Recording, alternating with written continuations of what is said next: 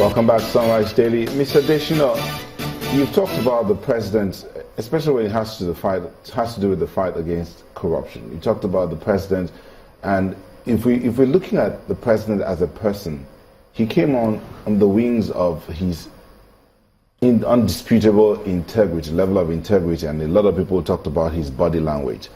But with regards to some of his aides that have been fingered with one allegation or the other, the president has not made any categorical statement.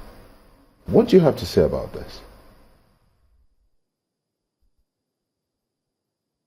Yes, if the president makes any categorical statement, it also prejudices the investigation he has ordered.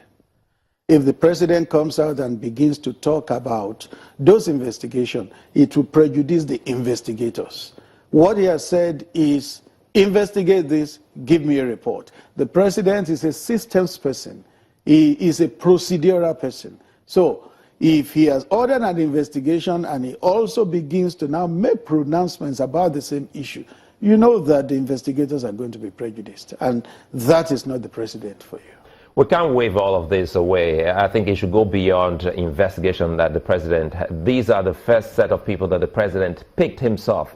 He said these are his closest people. I think you're also one of those lucky ones who he also picked at that point in time when it took him a longer period before he got his ministers. And if we're getting to hear that it seems all is not well within the presidency, we must be asking questions. First, looking at Ibrahim Magu's non-confirmation, looking at the security report, one wonders if the DSS, which is also within the presidency, never gave that report to the NSA. And now we're getting to hear all of that directly from the Senate.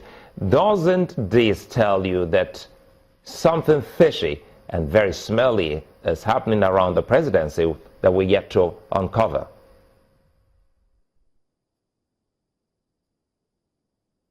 Well, you first spoke about the president not doing anything about it yet. No, if the president proceeds to do something about a procedure that has not been concluded, he will be trampling on the rights of those people. You see, allegations never amount to indictment. Allegations must always be proven.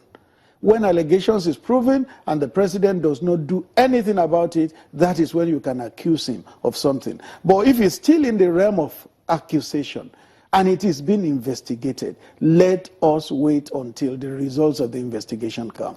Then whether the DSS did not give a report of its investigation to the NSA, you know, DSS has a spokesman, the NSA's office also has a faceless spokesperson. We have to put that. Let's qualify it, Mr. Adeshina. Mr. Adeshina, I think it's a good day for us today. We have to qualify it. A faceless spokesperson who hardly will speak to the people. And sometimes we are in a democracy. We hear stories of the DSS is not supposed to have that interface with the people. And what we usually get are press releases. But we have to go back to this issue and address it. I think perhaps the president should also know that the Nigerian state and the Nigerian people would love to hear from the presidency and agencies on the fight and even allegations. If the DSS has any report on an appointee also of the president from his agency, shouldn't the president be in the know, or the NSA?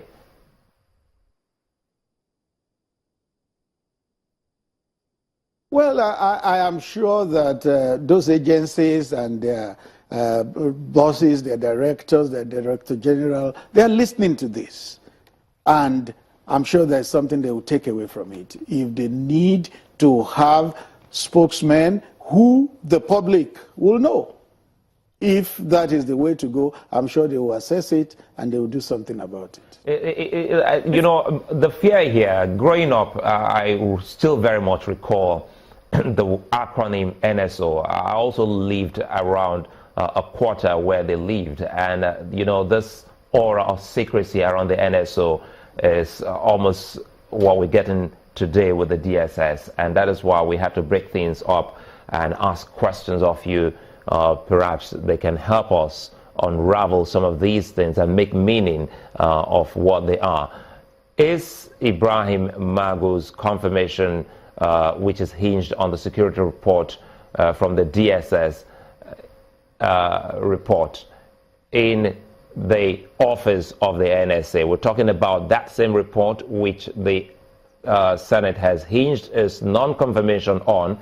Is it within the office of the NSA?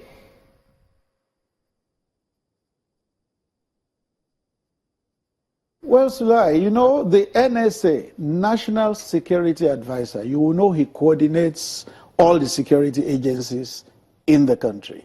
But like I hinted earlier, I don't speak for the NSA, so I wouldn't know. It is what has come to the president and what he has told me to say that I say. This is a matter that is unraveling. All I know is that the president has said, investigate this. I know that the EFCC acting chairman has been asked questions and he has responded. Until the president takes a decision on it, we can only leave it at that level. I will be preempting the situation if I begin to speak about it. I do not know beyond the fact that he has been asked to respond and he has responded. It is when the president takes a decision and he says, communicate this to Nigerians. That is when I come. What else do they want? Sorry, Mark. 2015 elections, or the aftermath of the 2015 elections, a lot of people felt that this country was divided, you know, along ethnic lines, along regional lines, even along, you know, along so many, along religious lines. Quite a number of lines were created. And one of the tasks a lot of people thought that the president, you know, was set to is uniting the country in all respects. But a lot of people will say that that is yet to happen, or that is not even happening. If there's anything, you know, it would seem that there are even more stories fueling these divisions, you know, even a year, more than a year after the president has been elected. How high up the priority list of the president is uniting the country?